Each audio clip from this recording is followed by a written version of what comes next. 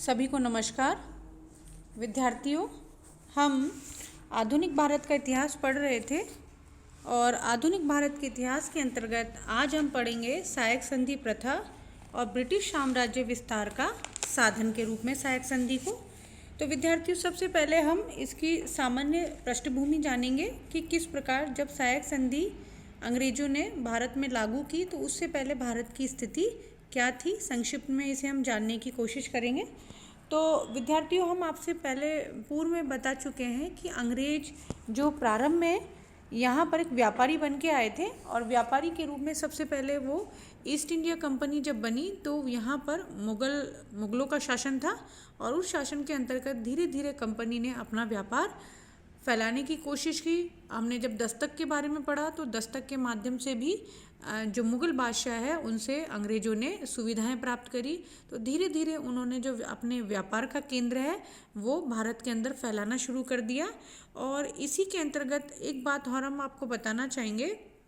कि जैसे कंपनी का जो साम्राज्य का विस्तार या ब्रिटिश साम्राज्य विस्तार भारत के अंतर्गत हो रहा था, तो इसके अंतर्गत ये जो विस्तार है उसको लेकर के अनेक विद्वानों में अलग अलग मतभेद हैं। कुछ विद्वान हैं जैसे प्रोफेसर सीले हैं, अल्फ्रेड लॉयल है, ली वार्नर है, जैसे महान जो विद्वान है, इतिहासवेत्ता है, उनका मानना है कि भारत में जो ब्रिटिश साम्राज्य की जो स्थापना थी और जो विस्तार था वो एक सुनिश्चित योजना नहीं थी, न ही कोई परिणाम था, कोई परिणाम को लेकर के वो लोग चल रहे थे। उन्होंने यकायक या दूसरे शब्दों में हम कहें संयोग से, और एक शब्द आता है बेखबरी में, यह आईएएस मेंस में पूछा हुआ प्रश्न है कि बेखबरी से संबंधित, इसके बारे में बताऊंगी आपको कि भारत के अंतर्गत इन विद्वानों का मानना है कि भारत के अंतर्गत जो ब्रिटिश साम्राज्य का विस्तार था या अंग्रेजों ने अपना जो शासन फैलाया था यह बेखबरी में, संयोग से या जाने अनजाने के अंतर्गत ही फैलाया था। वो कोई विशेष कोई राजनीति लेकर के नहीं आना था, ऐसा जो है विदेशी विद्वान हैं ये मानते हैं। जबकि जो भारतीय विद्वान हैं या इतिहासवेत्ता हैं डॉक्टर जस्टिस रानडे हैं, उनका भी मानना है कि भारत के अंतर्गत जो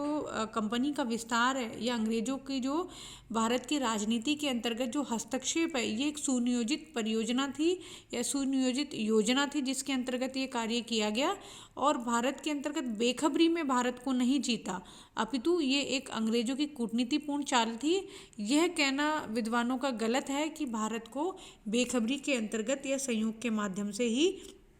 जीता गया। हालांकि इन विद्वानों ने अपनी मान्यता को उचित ठहराने के लिए दो इसके प्रमुख कारण दिए हैं। प्रथम तो ये कहा है कि ईस्ट इंडिया जो एक्ट था उसके अंतर्गत साम्राज्य विस्तार के विरुद्ध नीति का स्पष्ट उल्लेख किया गया है, यानी कि ईस्ट इंडिया जो एक्ट था उसके अंतर्गत 1784 के अंतर्गत, जिसके अंतर्गत एक बिल्कुल खुले रूप से बताया गया है कि कंपनी अपना जो साम्राज्य है उसका विस्तार नहीं करेगी। इसीलिए जो अंग्रेज थे या कंपनी के जो सेवक थे वो भारत में अपना जो है साम्राज्य का विस्तार नहीं करना चाहते थे, ऐसी दलील जो है इन विद्वानों ने दी है। दूसरा कारण अंग्रेज है वो ये मानते हैं कि भारतीय राज्यों के प्रति नीति स्पष्ट नहीं थी, कि उनके जो भारतीय राज्य थे उनके साथ कैसी नीति अपनानी थी ये नीति स्पष्ट नहीं थी। और मैं बता चुकी हूँ आपको कि जो भारतीय विद्वान हैं उनका मानना है कि ये सब बातें जो बताई हैं इन्होंने ये गलत कही हैं, ये सारी सुनियोजित योजना थी और इन्हीं योजना के साथ साथ ही उन्होंने अपना कूटनीतिपूर्ण व्यवहार से अपना जो फैलाव है भारत के अंतर्गत फैलाया। भारतीय विद्वानों ने ये तर्क दिया है कि जो ईस्ट इंडिया एक्ट में जो वर्णित है कि भारत में जो राज्य विस्तार है विजय योजनाओं का अनुसरण करना एवं इस राष्ट्र की नीति सम्मान इच्छा के विरुद्ध है। तो इसके अलावा उन्होंने जो ईस्ट इंडिया एक्ट की धारा जो 34 है उसके बारे में भी जो अपना मत प्रस्तुत किया है कि भारत के अंतर्गत अंग्रेजों का जो शासन है, विस्तार है, वह संयोग ना होकर के सुनिश्चित योजना का परिणाम था। तो विद्यार्थियों, हमने ये बात करी है आपसे कि ब्रिटिश साम्राज्य हैं उन्होंने अपना भारत के अंतर्गत विस्तार करने के लिए जो विदेशी इतिहासवेत्ता हैं और भारतीय इतिहासवेत्ता हैं उनके अंतर्गत जो मतभेद है उनके बारे में हमने जान लिया। अब विद्यार्थियों, हम जानेंगे कि सहायक संधि क्या थी या ब्रिटिश साम्राज्य विस्तार का साधन कैसे बनी। तो ब्रिटिश साम्राज्य ने जो अपना भारत के अंतर्गत विस्तार किया, उसके अंदर से एक बड़ा साधन के रूप में जो आई जो है सहायक संधि, और इसने जो भारत के अंतर्गत अंग्रेजों का जो शासन है या कंपनी का जो फैलाव है उसके बढ़ाने में बहुत महत्वपूर्ण योगदान दिया। तो विद्यार्थियों, सबसे पहले हम अब जानेंगे कि सहायक संधि प्रथा की पृष्ठभूमि की। सहायक संधि प्रथा है उसकी क्या पृष्ठभूमि थी, किन परिस्थितियों में सहायक संधि का जन्म हुआ, और सहायक संधि के जनक के बारे में भी हम चर्चा करेंगे। तो विद्यार्थियों, हम आपसे कह रहे थे कि कंपनी का लगभग 1775 से लेकर के 1798 के आसपास की स्थिति थी हस्तक्षेप की नीति। और पीस्ट इंडिया एक्ट है उसमें भी बताया गया है कि कंपनी अपने साम्राज्य का विस्तार नहीं करेगी, ऐसा आपको मैंने बताया। उसकी धारा 34 है, उसमें भी स्पष्ट उल्लेख किया गया है।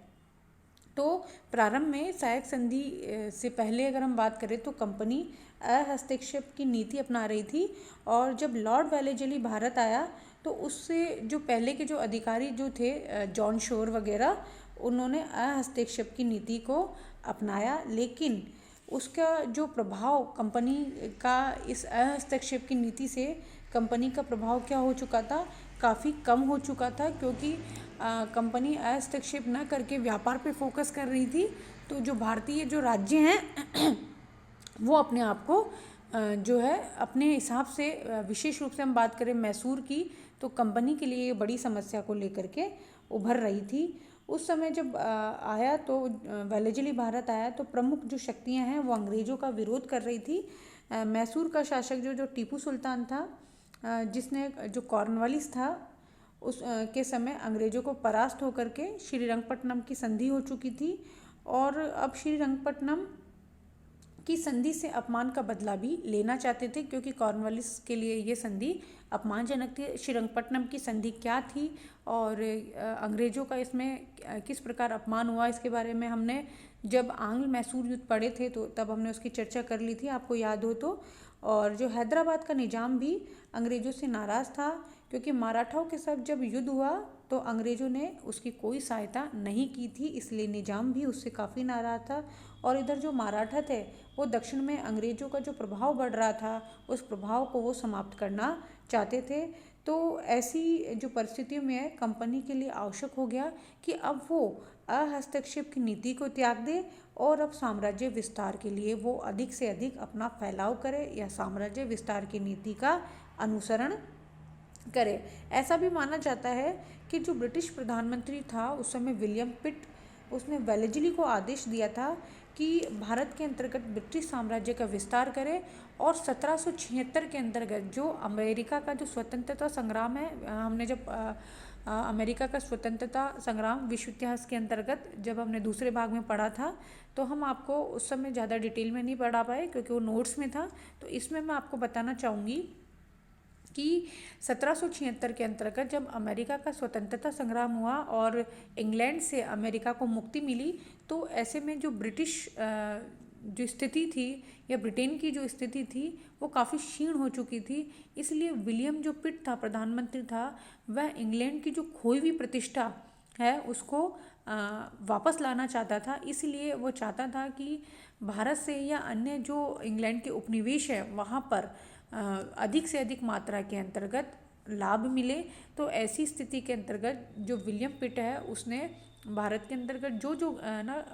गवर्नर जनरल भेजे, उनका उद्देश्य यही था कि भारत से अधिक लाभ कमाया जाए और ब्रिटेन की जो खोई हुई प्रतिष्ठा है उसको प्राप्त किया जाए। विद्यार्थियों, हम आपको बताना चाहेंगे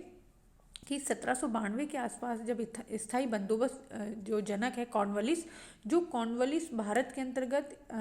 2 बार गवर्नर जनरल के रूप में भारत में आया, वह गवर्नर जनरल भारत में अपना बहुत अच्छा प्रभाव दिखाया, जिसने वही गवर्नर जनरल था जो 1776 में अमेरिका स्वतंत्रता संग्राम में बहुत ज़्यादा उसकी शक्ति है उसमें क्षीण हो चुकी थी और अपना प्रदर्शन उसने भारत में दिखाने की कोशिश की। तो विलियम पिट है वो भी ये चाहते थे कि भारत के अंतर्गत जो ब्रिटेन की जो खोई हुई प्रतिष्ठा है उसको प्राप्त किया जाए। और इसके बाद उनका ये भी मानना था कि अगर कंपनी का विस्तार भारत में होगा तो कंपनी की जो स्थिति है उसमें भी बढ़ोतरी होगी। इसके अतिरिक्त भारत में कंपनी के शासन की सार्वभौम सत्ता स्थापित करने के लिए फ्रांसीसियों का प्रभाव भी समाप्त करना चाह रहे थे, क्योंकि फ्रांसीसी भी आपको पता है 1776 के लगभग 12-14 वर्षों के बाद यानी 1789 में जो है फ्रांस की राज्य क्रांति हो गई थी। तो फ्रांस भी काफ़ी उभर रहा था, तो फ्रांस का भी भारत के अंतर्गत कंपनी चाहती थी कि प्रभाव पूर्णतः समाप्त हो जाए और एकमात्र जो सार्वभौम सत्ता है वो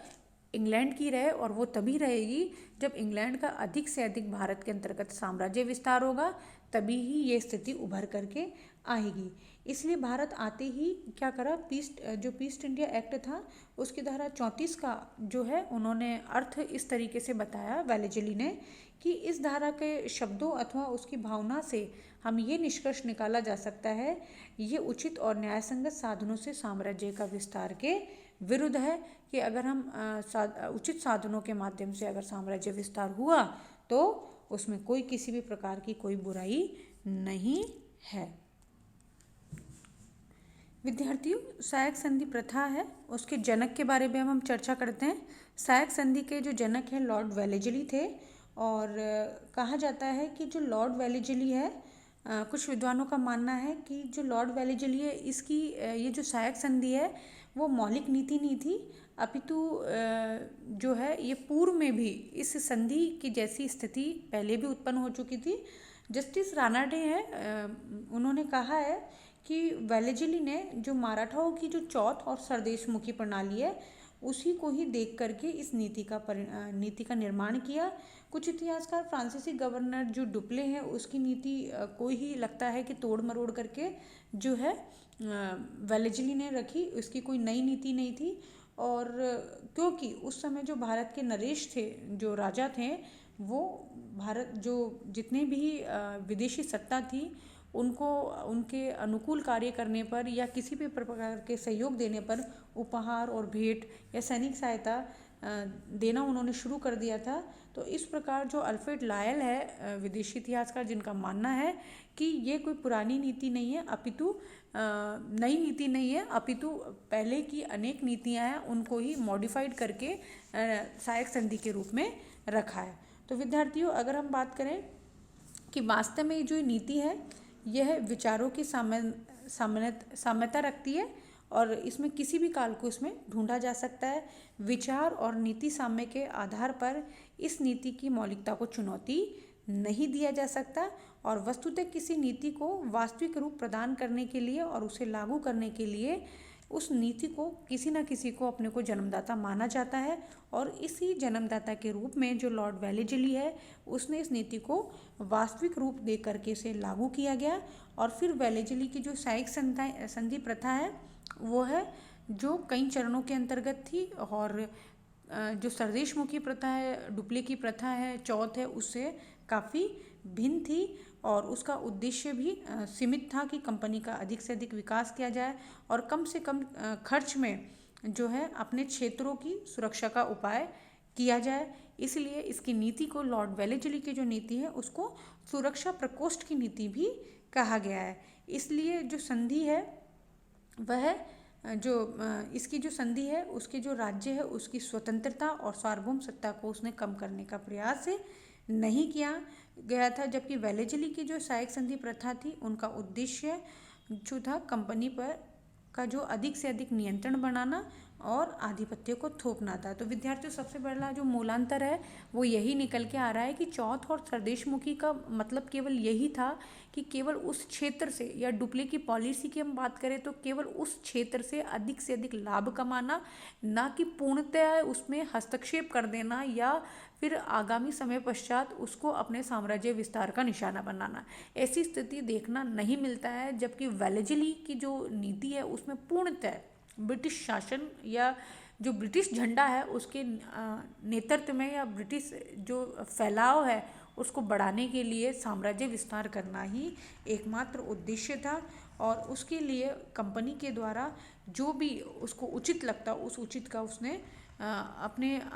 अनुसार ढाल करके उसको प्रिय किया। उस राज्य की जो शासन व्यवस्था को भी कंपनी के नियंत्रण में लेकर आना था, ऐसी एक पॉलिसी बनाई। भारतीय इतिहासकार रहे हैं, महान इतिहासकार रहे हैं प्रोफेसर जगन्नाथ मिश्र। उसने जो वेलेज़िली की जो सहायक संधि है उसको बिल्कुल सरल भाषा के अंतर्गत है ना समझाने की कोशिश की गई है। उन्होंने कहा है कि वेलेज़िली की जो सहायक संधि प्रथा है उसकी तुलना उन्होंने एक मकड़ी के जाले से की है। वह बताते हैं या वह लिखते हैं कि जिस प्रकार मकड़ी के जाल में फंसने के बाद कोई भी कीड़ा है वो बाहर नहीं निकल पाता, उसी प्रकार से जो भारतीय राज्य थे जिन्होंने सहायक संधि अपनाया वह सहायक संधि के जाल में एक बार जो फंस गए फिर वो कभी बाहर नहीं निकल सके। धीरे धीरे उस राज्य का पतन होने लगा और अंततः वो संधि को स्वीकार करते संधि स्वीकृत राज्य के साथ साथ वह क्या हो गए, आने वाले वर्षों में ब्रिटिश साम्राज्य का क्या बन गए, अंग बन गए। और जाले में जो बैठी हुई जो मकड़ी है उसने अपने जाले में फंसे हुए शिकार को अपनी सुविधा के अनुसार कभी भी दबोच लिया। उसने जब उसको लगा कि जिसने जो जाले में प्रवेश कर गया है और उसको उसने अपने हिसाब से दबोच लिया, उसी प्रकार कंपनी ने जब भी आवश्यक समझा तो भारतीय राज्य पर अपना फंदा डाल दिया। और इस प्रकार जगन्नाथ जो मिश्र है उनके कथन से स्पष्ट होता है कि जो वेलेज़िली की सहायक संधि प्रथा है वह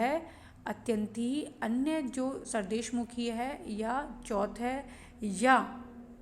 डुप्ले की नीति है उससे बिल्कुल ही अलग है।